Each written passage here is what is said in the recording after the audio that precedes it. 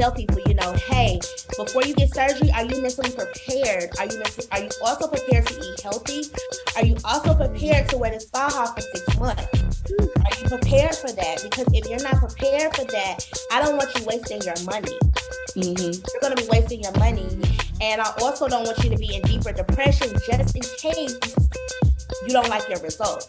Welcome to the Friends in Beauty podcast, a safe space for ambitious beauty industry creatives to have real talk, get real answers, and practical tools to grow their businesses.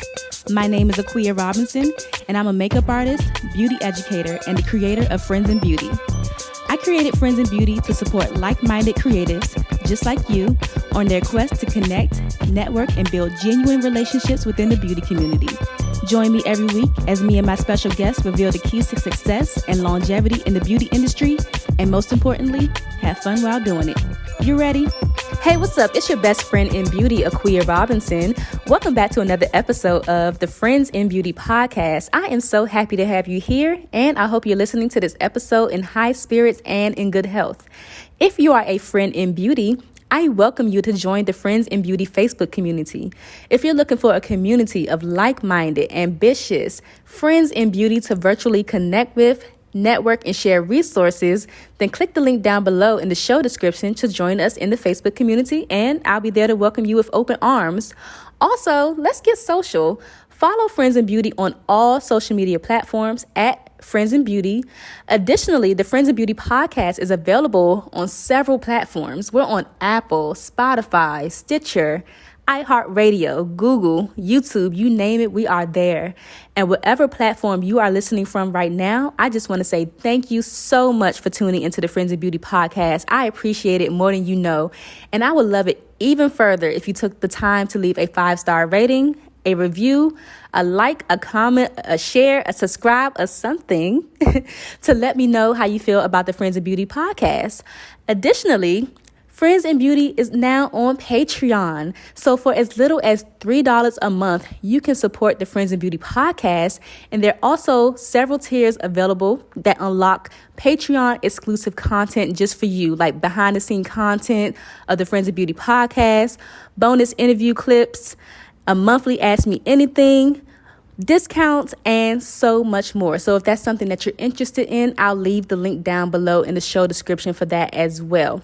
Also, if you'd like to stay connected even further, join the Friends in Beauty mailing list tribe. They are the first to know about all things Friends in Beauty, and I send out different resources and tips throughout the week. So if that's something that you're interested in, join us over there.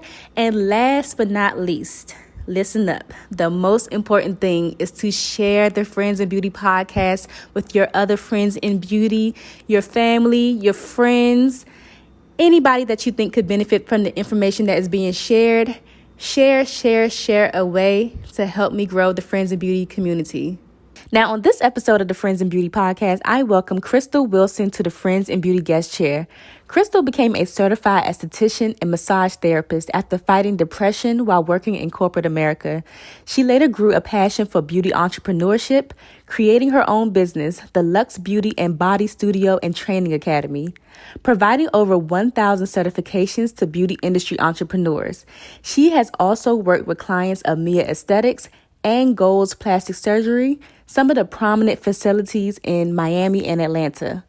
With her experience working and creating an honorable reputation in the surgical community, Crystal has made it a goal to be transparent and authentic with her services, revealing the truth about post-operative surgical care. With the glorification of plastic surgery, most people aren't aware of the toll it can take on their bodies until after surgery. The pre- and post-operative period is a critical time for patients to be prepared. As Crystal points out, post-operative surgical care is more important than the actual surgery because if you don't take care of your body after surgery, you will get infections. Being properly informed and guided can help reduce the risk of complications and support the surgical recovery process. I had such a fun time chatting with Crystal. I'm so intrigued by the world of plastic surgery, so I had tons of questions to ask her. In this interview, Crystal shares how she transitioned from a career in finance to the beauty industry, the different pre-op and post-operative services that she provides, how to mentally prepare yourself for surgery, the importance of post-operative surgical care, what you should look for in post-op care, how she's educating other practitioners and providing them with valuable resources with her Colombia trips, and so much more. I learned so much from Crystal during this interview. If you or someone that you know are considering plastic surgery, then definitely send them this chat to listen to so they can be prepared. Let's go ahead and jump into this conversation with Crystal. And if you prefer to watch our beautiful faces, then tune in on YouTube. Enjoy. Welcome to the Friends in Beauty Podcast, Crystal. Thank you. Thank you for having me. It is a pleasure. Thank you. Yes, I'm so excited to have you because I am very intrigued by your industry. I don't know anybody personally that, has had surgery or like gets body contouring and stuff done on a regular basis. So I have like so many questions for you. Like, it's ridiculous. But before we start, we're going to start off with some icebreakers just to get us warmed up. And so the Friends in Beauty audience can get to know you outside of what you do professionally. So the first one, just give us 3 random facts. Okay. 3 random facts. Okay. Well, I love to travel. I love to travel the world. I am a mom and I love to shop. I love to spend money. That's 3 facts. Okay. Do you have any pet peeves? Anything that just ticks you off? Oh, it ticks me off. I feel like don't just scroll on Instagram. If you're not making money or not being inspired, don't scroll on Instagram. I don't like that. Mm-hmm.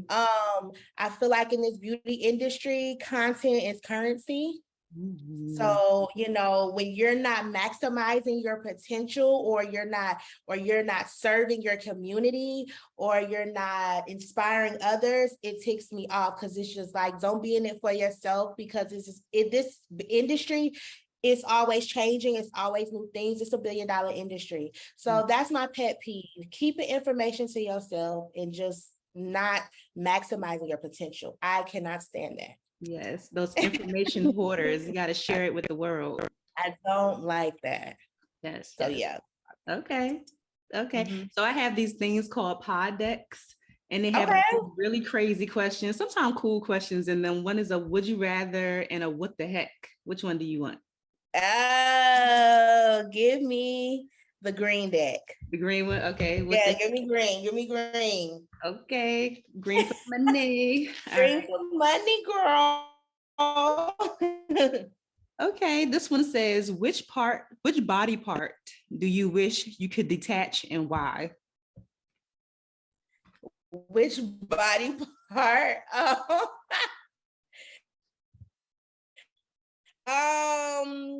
I wish I could detach, I guess, I don't know, I need my feet to walk, but I would say my feet because, I'm always working, so they hurt. Mm-hmm. So let's detach those. Okay, that's fun. It reminds me of like those dolls that you could like pop the parts in. Yeah. If I could just, if I could float through the air and not have to walk, then that would be great. I love that. That's so funny. What do people always tell you that you're good at aside from what you do professionally? They say that I'm a good listener. I listen to people. I try to hear people out. I try to be very empathetic when people are talking to me, and I just like to hear what they have to say. Some people will talk over somebody, or some people you could tell that they're not listening, but people say I'm a really good listener. Okay, I like that. And since you like to travel, what are like your top 3 places that you travel to that you just love? Oh, I love Jamaica. Absolutely love Jamaica. It's fun. I love Colombia because I teach classes over there and I have a whole team over there. So I love Colombia. I love the people. They're amazing, amazing. And then, you know what? I love Mexico because I actually have a property that's over there. So I love Mexico. Okay. Yeah, my family's from Jamaica, so that's like by default. I just love Jamaica. I love Jamaica. And then I went to Mexico. I think I went to Mexico last year for the first time, and I absolutely loved it. I was like, it was not what I expected. I'll just say that it wasn't what I expected. It was really nice. Mm-hmm. And the last one, if you weren't the CEO of Luxe Studio and the originator of the Columbia trips, okay, what else could you see yourself doing? I could see myself probably owning a store. I definitely would want to do that. And maybe I used to work in finance, so no, I would have to say owning a store or being a travel agent. I could be a travel agent. I could do Okay. Okay. that. Okay. Thanks for sharing. What were you doing in finance? Girl, I was a banker. Okay.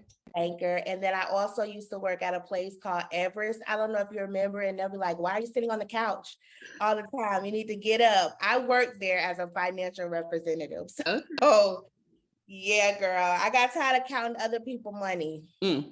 I know Right. what you mean. I used to be a teller.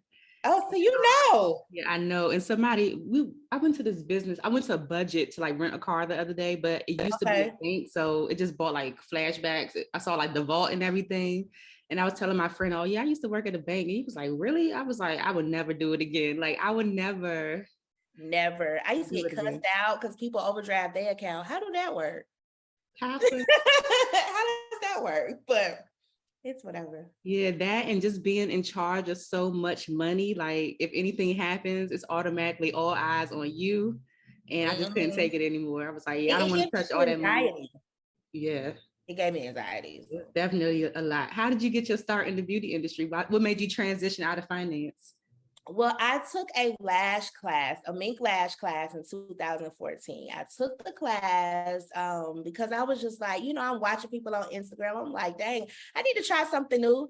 So I took the lash class. And from the lash class, I was like, okay, I learned how to do lashes, but now should I be, licensed? Should I be licensed in this? So I went to aesthetic school and then it's just been on ever since. I went to aesthetic school. I'm an esthetician. I went to massage school. I'm a massage therapist. And it Okay. went from there. Just that one class started my business. Wow. So prior to that, did you have any interest in beauty? I had it like I liked, wearing lashes and makeup and things like that. I always like getting dressed up, getting cute, but it was never like, oh, I need to do this. Because Mm-hmm. I just wanted to mainly shop. So it was like, no, beauty. But then when I got into it, I was like, oh my God, where have I been? Yeah. Where have I been? Because beauty to me, it's just so many things you can learn. One minute you could be doing body contour, the next minute you could be doing waxing, the next minute you could be doing makeup. Like it's so many things.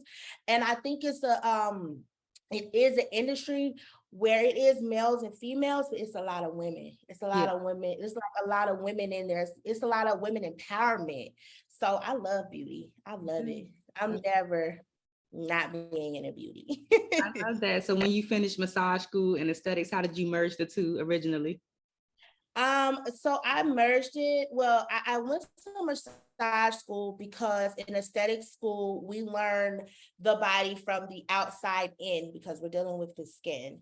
And so I took a body contouring class. And even though we learn about the body in aesthetic school, I was like, I want to go in more detail with this. So then I went to massage school Mm-hmm. and I was able to bring that together when I have my post-op clients who have surgery or my weight loss clients who are body contouring. I'm able to know, where the muscles are, everything that I need to do to give them better results. So I was able to merge it. And that's what I tell people. You can merge it together or you can take one or the other. It doesn't matter Yeah. because I don't want to be just a massage therapist or just in aesthetics. I want to come where I could just merge them together to make my money. So Yeah. I love that. Were you marketing for people as far as post-op, or they just automatically knew that they needed to come to a massage therapist for certain things? I was marketing more to the I was marketing to surgery clinics. I was marketing surgery pages. You go on Facebook, it's a surgery page. I was marketing to those people, and then people just start gravitating to my business, to my page. Yeah. And that was how I was able to get clients. And I also love referrals. People forget about referrals, but referrals make you money. Mm-hmm. Referrals make you money. So it was like, it helped my business. Yeah. I'm so curious because my mom was a massage therapist, but I don't think she ever like thought about like post-op stuff. Are there different techniques that are involved as far as doing post-op aside from doing like traditional like Swedish massage, deep tissue and stuff like that? Yeah, it's completely different because when you're dealing with like deep tissue and things like that, you're using more pressure. When you're dealing with a post-op client, they have just come from surgery. So your pressure is different. You really have to work with the lymphatic system because they have this fluid, that's coming out of these incisions. So it's a different technique when you do post-op from just a regular massage. But with the post-op, you can either be a concierge, so you could travel to people's home, or you can have a facility. So it kind of works the same thing. Good things to do. Yeah, she should try it. Okay. Let's talk about this body contouring. Like, how does that work? How does it work? So we use different machines to basically contour the body. So to snatch the waist, to help cellulite, to diminish cellulite. We use it to contour the body after you've had surgery to bring in that waist. We do a lot of different things. We can do it on your legs, your arms. We can do it manually with our hands. We can use with therapy tools. I use Colombian tools to actually, manipulate the fat and all of that. Or you can use a machine. So it's a big, a big industry. We use creams to help to help get rid of fat. We use sauna blankets. I mean, it's just so much with body contouring. I love it. It is non-invasive though, so we are not cutting anybody. We are not sticking them with anything. We are just using our machines and our hands and our products. Wow. So what does the machine do? Like warm up the area to push the stuff around? Yep. So what the machines do is they basically like our cativation machine, basically what it does is it gets a fat cell. In a simpler term, it can get the fat cell and it can make it burst with the ultrasound waves to go through the lymphatic system. Okay. So when you're urinating, you're basically urinating out toxins and things like that. And then we have skin tightening, radio frequency skin tightening, which helps tighten the skin. So if the skin has lost elasticity or anything like that, we can help tighten it. If someone had a baby, we can help tighten the skin. Laser lipo basically targets and melts fat. So we have these paddles that are about that big, and you put it on the skin and it's just targeting fat for you. It's a lot. I love it. How often do people have to come back to maintain their results? They could come once a week. Sometimes you could come 72 hours. It just depends on the person's work schedule. But you do need to come frequently when you get these services because it's non-invasive. You do need to drink your water. You do need to eat healthy. You do need to exercise because this isn't lipo or anything. You gotta help me help you. Exactly. So yeah, you gotta help me. Right. How long does it normally last though once they come in for a service? How long does the results last or how long does the session last? The results. So the results can be permanent, but it depends on the person. So I tell people that with body contouring, this is a lifestyle change. You have to have a lifestyle change. You have to want to eat better. You have to want to be more healthy in order to get these services. You got to get your BMIs down. Like it's a lot that goes into it than just service. So. Right. What kind of training is involved with doing body contouring? Is there any prerequisites that somebody should have before like jumping into it? You should want to be licensed. You should want to be an esthetician, a massage therapist, a nurse. There are women that get into the industry that just want to have a business and have people work for them, which you can do that. But I always encourage people, if you are not an esthetician or a massage therapist, you definitely want to go to school for that. Yeah. You definitely want to, you want to do that. Yeah. So I definitely found your YouTube channel. I took a peek at your YouTube channel. I thought it was so cool. You shared your experience with, getting your own plastic surgery and everything. Yes. Like, what was your experience like overall? Like, were you nervous? Like, how were your results afterwards too? Girl, I was so nervous and it hurt. I was so nervous because just being, put to sleep and getting a surgery like that, I was nervous. I'm not gonna hold you. But when I got there, I was like, I don't pay this money. I am doing it. It hurt. Okay, so it hurt. I always tell people it hurt. And it also let me see what my clients deal with. My clients come to me to get surgery, but I am massaging them. I don't know exactly how you feel. Right. I know now how you feel. Yeah. I know now. But I enjoyed it. Some people are like, well, why did you tape it? And I said, because I want people to understand I'm a real person, just like everybody else. And people need to know that this surgery is not a game. Sir, you have to be healthy. You cannot be smoking and drinking and all of that stuff. And you talking about you're going to have surgery. You cannot do that. So I wanted people to see that, this is no joke. I had it done. Would I have it done again? Yes, I would. Because the results was fire. So it was worth it. It's just the healing process. The healing process is very, very, it's hard and it's expensive. But it was good. Well, you already Everybody have liked it. kids. You already have kids. I said you already have kids. So it's kind of like when people say, when you have Yeah. kids, they remember how hard it was and how much it hurt, but they still go on to have like five more. Exactly, girl. And that's what surgery, like, I remember the pain, but it was worth it. And people always ask me, well, do you recommend people get surgery? And I say, if you want to get surgery, get surgery. If you don't, you don't. Because I've been Team Natural for a lot of years before I had surgery last year. So it's a personal choice. But if you do that choice, just know that you have to take care of your body and you have to get your post-op massages. You have to wear your faja. Like, you have to be team surgery and when you get it. Yeah, definitely. Do you have any advice for people as far as getting surgery, a way that they can like mentally prepare themselves for what they're about to go through? I really think that they should go.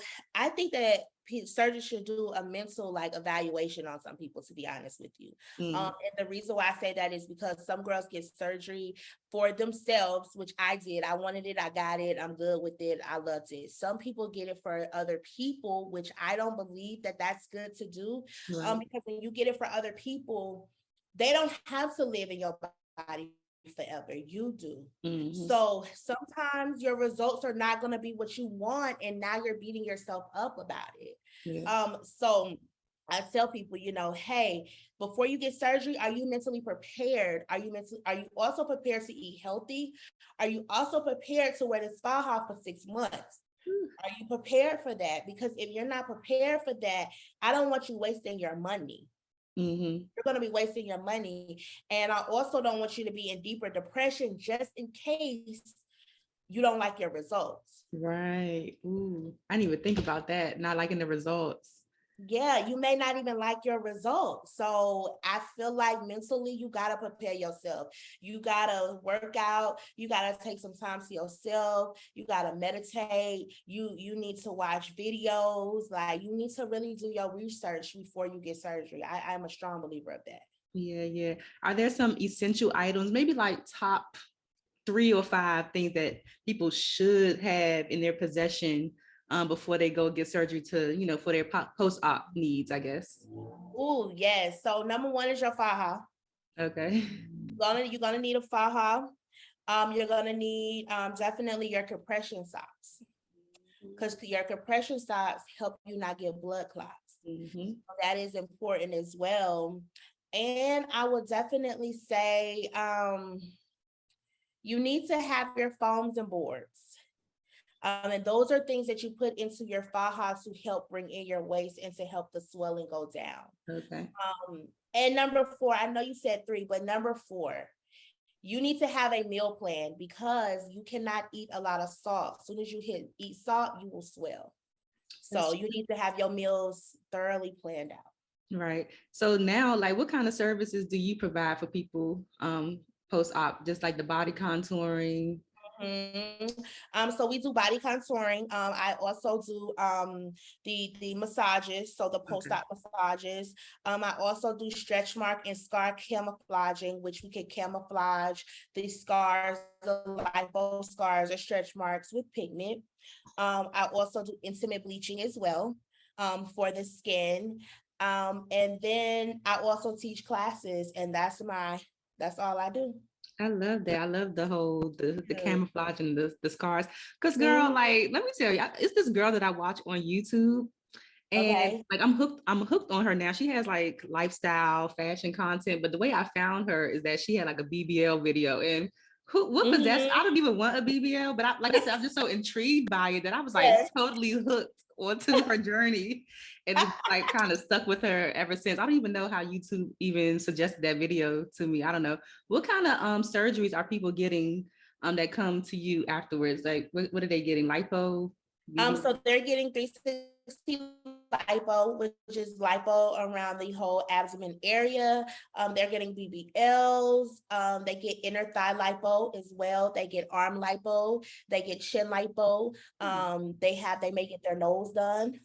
They may get fat taken from here. That's about it. That's what they're getting. Yeah, So yeah. they get in the worst. And back in the day, surgery was so like hush hush. Now everybody is like, I got surgery, girl. Who you Yeah. went to? Yes, it used to be so hush hush, and also I feel like it's a lot more Yes. accessible to people now. Where maybe it Yes. used to be a lot more expensive. I don't know the prices or anything, but it seems like it's just a lot more accessible to like everyday people. Whereas you used to just see like celebrities getting surgery and stuff back in the day.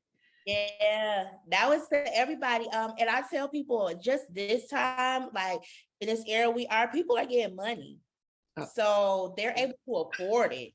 that's so, They're able to afford it. that So is they so get it true. done. I mean, hey. Yeah. Why do you think some people choose to go overseas for surgery instead of just saying stateside? Because when you go overseas, they actually can take out more fat and they can do more things. They can do more procedures at one time. So Oh, here they could only take out four. Yeah, here they could only take out 4 liters of fat. But when you go overseas, they could take out more. You can possibly get a BBL, your lipo done, your chin done, your arms done, and your legs done. Here you got 4 liters, so you're probably gonna get BBL and lipo. You're gonna have to, and maybe you might could get arm lipo depending on what your BMI is. So that's why right. they go over there. Um, and and over there they stay longer. They stay about 14 days over there. The Mhm. care is completely different and it's cheaper. It's cheaper when you go out I of country. I Mhm. understand now, especially if you could get more fat taken out and more things done. That kind of minimizes like the amount of time that you have to go under the knife. Yeah, and if it's for a cheaper price, Mm, I they're can't gonna do it. I can't So argue yeah, with that's why that. they go. Okay. Are there any other things aside from not drinking, aside from eating right? Mhm. Are there any other things that people can do pre-op to kind of set them up for a better recovery once they get out of surgery? Yes, they could actually do body contouring. So how we do the skin tightening, cativation, laser lipo, you can get all of that done to break down the actual fat for you, and to get your body prepared. You could get wood Mhm. therapy, which is contouring the body with Colombian wood. That will help break down the fat for you and get your body prepared. Mhm. Plus, when you add that with working out and all of that stuff, you get the best results. Okay, I love that. So that's what I tell people that's what you should do. I have people that come for pre-op and post-op. So Yeah. pretty Okay. good. Yeah. Mhm. What are some common things that people don't realize what happened to them, I guess, after surgery, or some things that they don't know? Um, they don't know about the swelling. So you can't go have Chick-fil-A or, whatever. You cannot go do that. They don't know that you do need massages. You cannot just stop at the massages after you get surgery. You need to go on. You need to keep going because your body is moldable for about a year. So you need to keep going and having your massages because that's just the best thing for you to do. People also don't know that when you do get surgery, you have to make sure that, your stitches dissolve. You have to make sure that you don't have faja burns. Like, it's a lot that goes into this. Like, you have to prepare. Yeah. What is intimacy like after surgery? How long you gotta wait to not burst your stitches? My doctor told me 2 weeks, but some girls wait 6 weeks, but you could get pregnant after you have surgery because you just look different, so you have to be prepared. So I tell people, like, girl, make sure you're on birth control. The intimacy is great afterwards. It's great for women. I mean, their men love it, but don't get pregnant unless Yeah, that's a common thing. People don't realize that they don't. Yeah, you looking extra fine. Yeah, if you ain't had nothing back there and now you got something back there, girl. That is so funny. What are like some things that can go wrong post-op? Because I think a lot of people just focus on the end result of just the way that they want to look, but not necessarily like the healing journey and things that go into them healing so they can look the way they want to look, Yeah, so something that could go wrong is if you have a faja that is not doesn't have the correct compression that you need, it could cause your buttocks to go down, your hips to go down. So people don't realize that if you don't have the correct faja on, or let's say you're not getting your massages, they don't realize that you could get fibrosis or seromas. They don't understand that, so and you know how some people's stomach looks like a wave after surgery or looks kind of hard. That's fibrosis. So they don't understand that. So yeah, post-op is so important. It's so important. It'll actually help your results. Are there any pre-existing conditions that some people have that can make the post-op or the healing journey a little bit more difficult, more challenging? Not really, because before you have surgery, you have to actually go and get your you have to go like get your EKG checked, your blood pressure and things like that. So before you even get surgery, they make sure that you're all good to go because those things will affect your healing process. Yeah. Affect it. Yeah. Are there some people who choose not to go into like a post-op facility and just take care of themselves or something? There are people that do that, and you should. I mean, you can take care of yourself. You can't have your homegirl to take care of you, but it's good to also go to a recovery house. Or like I did, I actually went to Airbnb and then I had a nurse come in to take care of me. Because those first 24 hours, you need somebody there to take care of you because you don't want your hemo to go down and then you have to go to the hospital or something like that. So I always recommend people don't just have, unless they have the experience and the credentials, I think that you should have a nurse at least come in and check you, not your homegirl just taking care of you, you know what I'm saying? Or your mom, if they don't have the credentials or know what to look for, because healing, I've heard of girls fainting before. They're, whoever take care of them, they don't know what to do. So yeah. Wow. I recommend those first 24 hours, you need somebody that's experienced. Right. How long was your recovery? How long did you have to stay at the Airbnb? I stayed there for 5 days. I was in Miami, so I stayed there for 5 days. And then I came home back to Atlanta.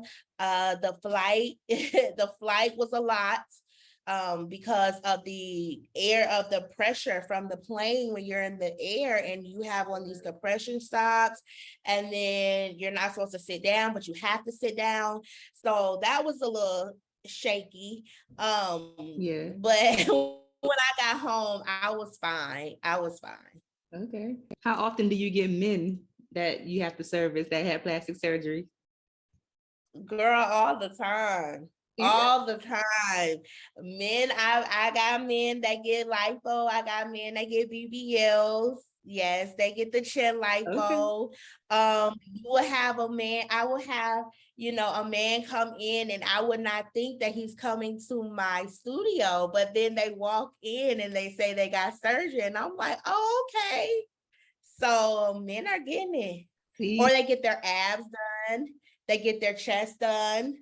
So see, and that's what I want to see. That's what I would like to see more of. I would love to see more men like talking about plastic surgery because we know, women like I don't want to say we're vain, but we know that women are into their looks. And men are absolutely. into their looks just as much as women are, but they don't talk about it. But I want some more men to come out and talk about this stuff. I think they should, because you will see a man and you're like, oh my God, he's cut. He got nice abs, everything. But really, he had surgery done. Oh my gosh. So it is men out there. And a lot of them, are hush hush. Because typically they think that it's only women should get surgery. So they don't Mhm. want to come out and say it. But a lot of these men out here are definitely having surgery for sure. Hands down. That is funny. Well, I have a never have I ever segment on the podcast, kind of like the drinking Okay. game. And you kind Okay. of already mentioned it already, but I want to know if this has happened to you. I'm going to give you a never have I ever statement. And if this has happened, share the story behind it. Or if it hasn't happened to you and you know somebody has happened to you, share their story or how people Okay. can like prevent this from happening or be more mindful, I guess. Okay. So the statement I have for you is never have I ever had a client faint while I was caring for them. Has that ever happened? Hey, I know you're enjoying the episode, but I have something to tell you real quick. Did you know that I created a Patreon? Look, podcasting is fun. I absolutely love it, but it is not cheap. And there have been so many people who have reached out to me that want to support the show somehow and keep the good vibes flowing. So I thought, why not create a Patreon? For as little as $3 a month, you can support the Friends of Beauty podcast and join a community of other loyal supporters of the show, just like you, okay? There are other tier levels available that unlock tons of exclusive Patreon-only content like behind-the-scenes clips, bonus interview content, monthly calls with me, discounts, and so much more. But no matter what tier level you decide to choose, I appreciate you so much, and I'm going to give you a shout out on the podcast when you join. So, if you'd like to be a part of the exclusive Patreon community for the Friends of Beauty podcast, I'll leave the link right here and down below in the show notes for you to join. And as always, I appreciate your support so, so much. Now, let's go ahead and jump back into the episode. It has happened. What? It has happened. And what's so crazy, we were in the room, me and the young lady, and typically if I am massaging them, and let's say, because your incisions are open, so you have fluid coming out. So I'm massaging them and the doctor gives them pain medicine, but they need to eat. So when they're about to faint, you kind of know because they start swaying back and forth. Mm-hmm. And when I'm massaging them, I tell them, don't look at me massaging you. Like, I have a plant, look at the plant. So she starts swaying. I'm like, God, here we go. Here we go. So as she's falling, I always try to put my leg under their butt, but not on their butt, because you don't want to mess up, what they've had done. And she's falling. So I'm like, okay. So I'm kind of falling with her. And then I had my employee, I said, go get her ride. So her boyfriend or her husband came in. Girl, he was panicking. So my employee's panicking. The lady's panicking. I'm like, okay, I need everybody to relax. Yes. I'm like, you do this, you do this, you do this, you do this. So yes, I've had that happen to me before. Someone fainted. Yes, I've had someone almost faint, and her friend was out here. She was calling her friend like, "Help me, help me!" I'm like, Lord. Oh my God. Yes. So are they fainting because of the pain? Are they fainting because like what is like they're seeing their blood? Like what is going on? It's a lot of things. Some of them because they looking down and they see their blood. Some of them take too much medicine or do whatever before they come because they don't want to feel the pain of being massaged. But now you've taken all these things and I have an intake form, but sometimes people don't tell the truth. So then once they start to feel pain or something, I'm like, what did you do? So it's from a number of things, or not eating before they take their medicine. Yeah, they'll start to faint. But what we do is we just have them smell, witch hazel and other things to smell, and it brings them right back. So yeah. Wow. And I asked that question because the girl I was watching on YouTube, she was in recovery, and I think she stood up too quick. I think she said they told her that you're supposed to sit at the bed for a little bit and then stand up, but she stood like right on up to go to the bathroom, and she went right back on down. Yes. And a story, when I had my surgery, my nurse told me I could take a shower. I'm like, thank you. Ooh, I want one.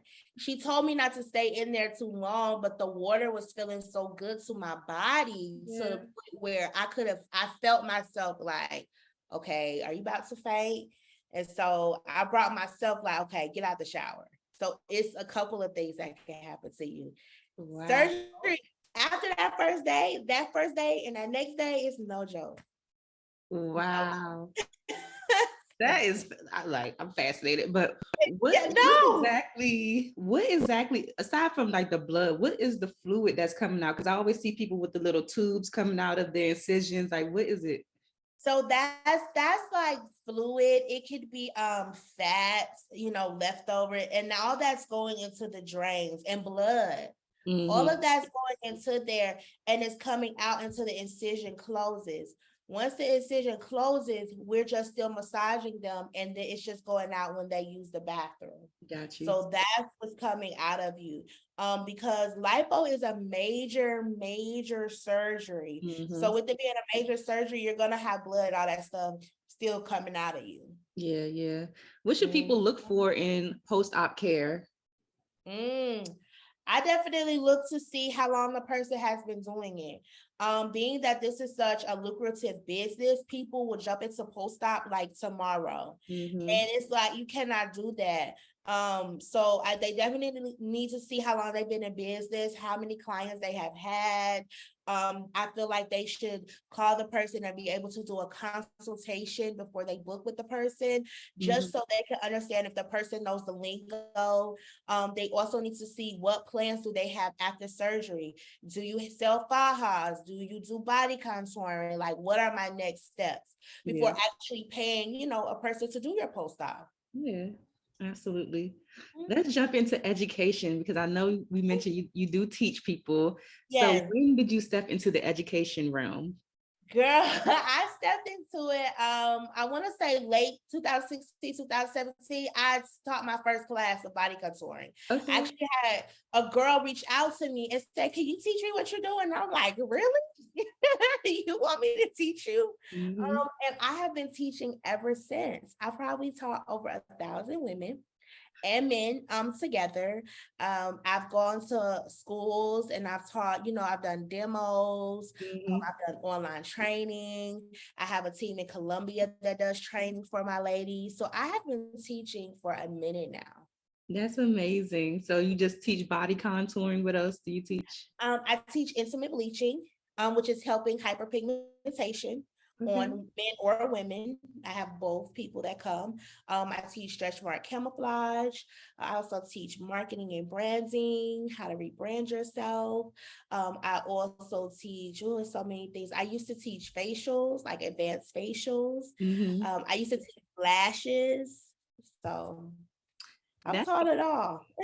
That's exciting. What kind of camouflaging of the stretch marks are people getting? Because I feel like over the years, people are like proud of their stretch marks now. Like it used to be like a thing that you would hide and everything, but now seeing people like, yes, look at my stretch marks. People are proud. So people really like, especially if you've had a baby, and you have a lot of stretch marks on your stomach, they kind of want, those camouflage. Also, women that have the line, if they get their breasts lifted, they want that camouflage.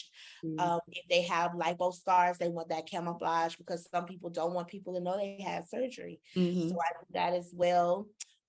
Women that sometimes have stretch marks on their breast here, they want that camouflaged also. So those are the main things. Okay. And these Colombia trips that you're doing, I know you're taking groups of people over to Colombia and like giving them the rundown. Like they are blessed to have you. They are so blessed to have you. How did you build those connections over in Colombia? So I'm the type of person, if I pay somebody, a vendor, money for products, I need to be able to pull up on you. I need to see your factory. I need to see who I'm giving my money to. So my team, I was able to get in contact with vendors to help me get my team together. Which was good for me. And I go to Colombia. I've had my teeth done. I haven't had any work done over there, but I have had my teeth done over there. So I've been a lot of times. My faja connects are over there.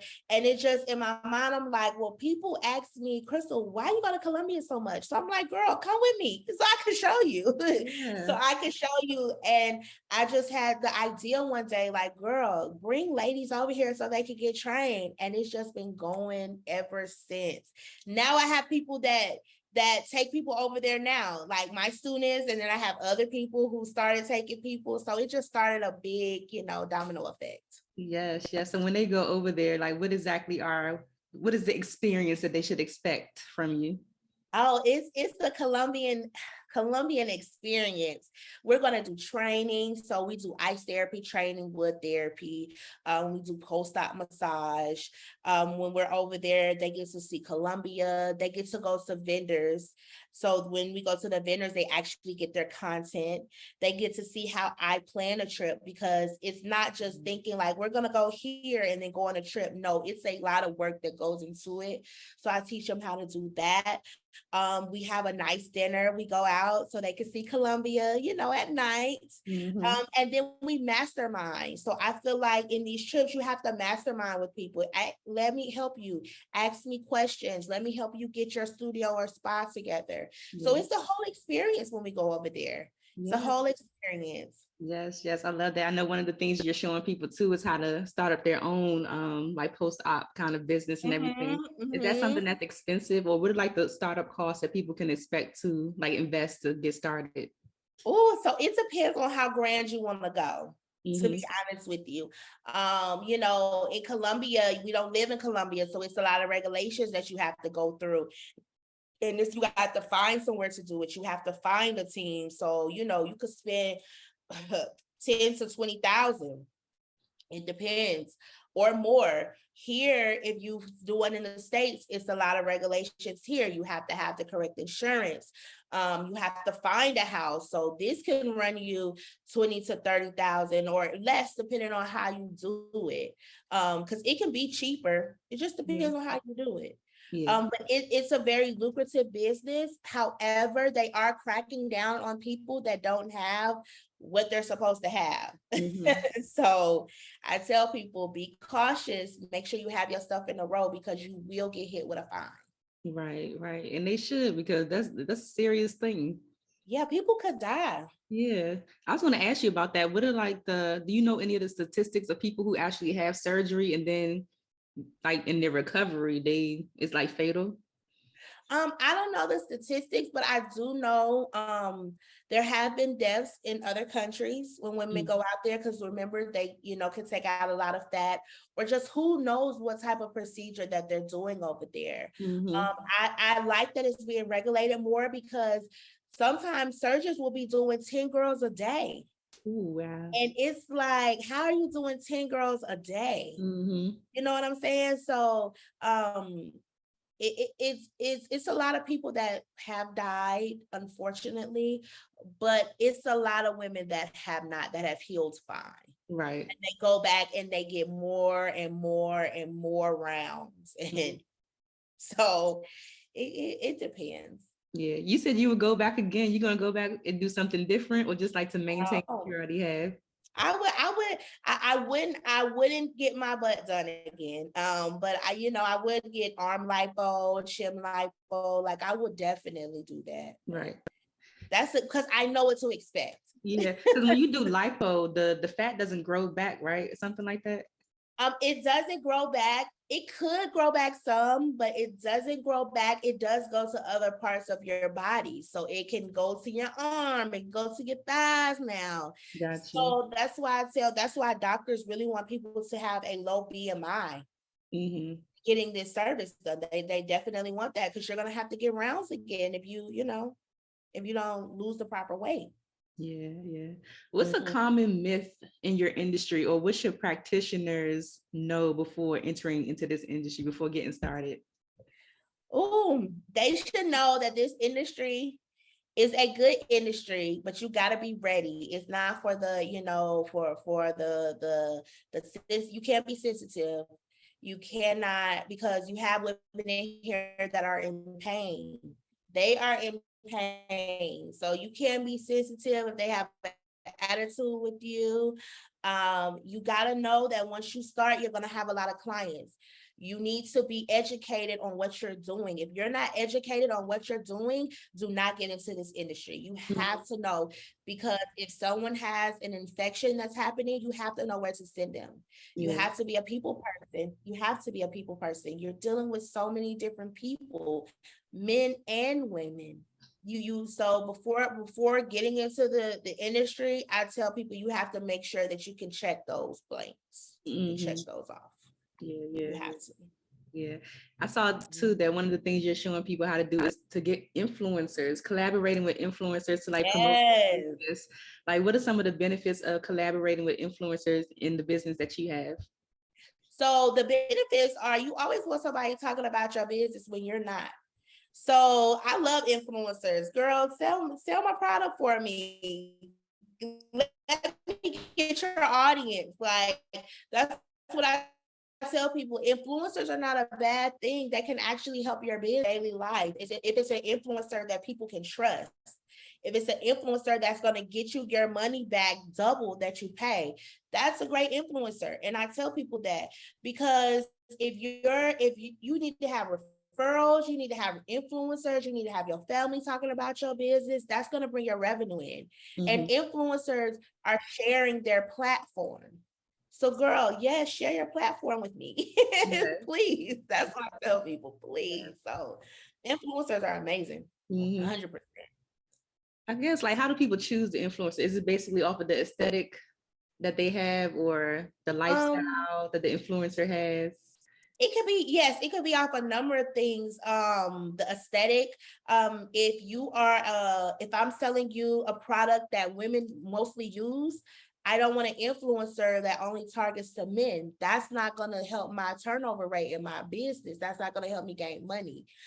If you don't respond, if you're an influencer that has people coming to your pages and commenting and you don't respond, that's not good, because if they're asking you, where did I get the product from? You can't even tell them. Right. You're not even telling them. I look at people's followers. Girl, I'm nosy when it comes to my business. In real life, I'm not. In my business, I'm nosy. I need to see your followers. Are they fake followers? Are they real followers? Are they mostly men? What are your insights? It's a whole thing about it. So got you. Okay. Yeah. I love this. So Crystal, what are you working on your legacy to be with your business, or just in life? Oh, girl, my legacy. I want to be known as the #1 body contour post-op maven in the world. Like, I want to be that girl. That's what I want. I want my daughter I want to be able to sell my business. I want my daughter to see, like, wow, my mom did all of this. And my mom left me with this business, or, I want my products to be in stores across the nation, across the world. I want to have a Faja factory in Colombia, DR, like wherever. Like, I want my legacy to live so strong to where it helps generations and generations. That's my legacy for sure. Yes, anything else coming up next for you? Yes, so I have a faja line coming out. So yeah, I'm super excited about that. We also have a podcast coming out as well out in the year, which talks about surgery and things like that.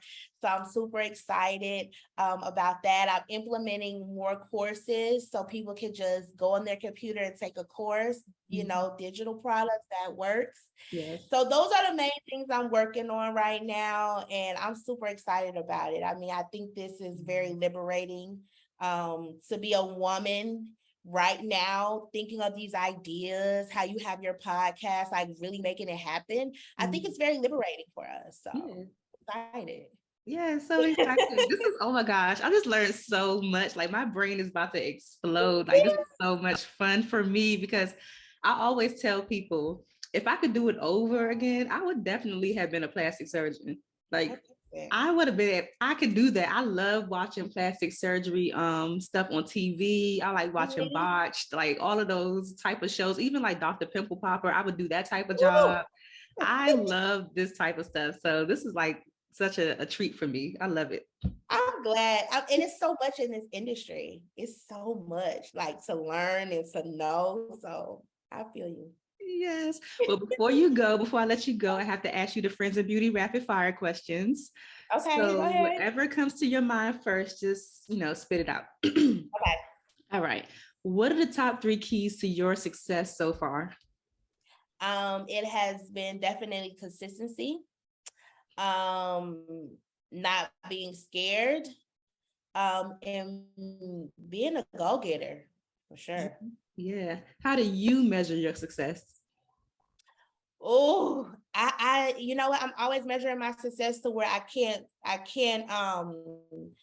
stay stagnant. I'm always trying to one up myself. So if I've done something, then I'm like, oh, I need to do this. Oh, I can't get too comfortable. So I'm always measuring myself. Like once one thing is completed, now I want to do something else. Now I want to do something bigger. It's crazy. Yeah, I love that. At least you're one-upping yourself. You're not trying to compete. You know what I'm saying? I'm always one-upping myself. Yeah. I love that. Yes. What's the best advice you received or a piece of advice that just always stuck with you? That the worst thing anybody can tell, well, if someone tells you no, that's not the worst thing that they can tell you. They can tell you no, but one person will tell you yes. So that shouldn't stop your dreams. That shouldn't stop what you're trying to do. Never let no deter you from what you're trying to do. It's always going to be a yes, or you make the yes. You make the yes. Yeah, you make it happen for sure. Yeah. What piece of advice would you give to another, I guess, body contourist? I don't know the term, a body contourist or post-op practitioner who is just not seeing the results that they want to see with their business right now. And they're thinking like, maybe they should just quit. I would tell them to keep going and to reevaluate their business. If it is a service that's not working for them, then look at your services that are working for you. Where I'm at now, I did not start like this. A lot of people that are in the beauty industry, where we are now, it was not like this the whole time. Right. So you have to keep grinding. And if something doesn't work, girl, do something else in the industry. Do something else. If you don't want to do services, sell a product. Or vice versa. It's just up to you. So never give up, and never measure somebody's success to your success, because you don't know if their success is real. You don't know. Period. What's a resource that helps you in your business that you can share with the Friends in Beauty community? A resource that I do, I guess I would say like email and text messages help me. If we consider that as a resource, because you can text and email people all day. I know you get emails and texts from stores all the time, but that keeps your business on people's mind. So that's a resource that I love. Okay. I love it. And the last one, I just want you to fill in the blank and just say, my name is blank, and the key to longevity and success is whatever you think it is. Okay. My name is Crystal Wilson, and the key to longevity is just being that girl. Just being that girl and believing in yourself. That is the key. When you believe in yourself and your business, you're gonna take your business to the top. You have to believe in yourself. So you gotta be that girl or that man. I love it. Yes. Before you go, share your social media or just, however you want people to connect with you and get these classes, go on these trips, get, some services. Yes. So you all can contact me on Instagram. I am CEO Chris. Or you can contact me on Facebook at Luxe Beauty and Body Studio. And also on Facebook, we have the CEO Beauty Club where we're always dropping gems to get to a bigger bag. So you can join the club. Please do. And you are able to contact me that way. You can DM me. You can email me at info@luxebeautyandbody.com. I try to answer my DMs and I try to answer my emails very frequently. So I'm very personable. I'm sweet. I'm nice. So you don't worry about contacting me. Contact me. Yes. Thank you so much, Crystal, for doing this. You are so welcome. Thank you for having me. I appreciate it. This was good, girl. I enjoyed it. Thanks for listening to the Friends in Beauty podcast. Don't forget, sharing is caring. Share this episode with at least one friend in beauty and subscribe, rate, and review on Apple Podcasts so that other friends in beauty can find this show.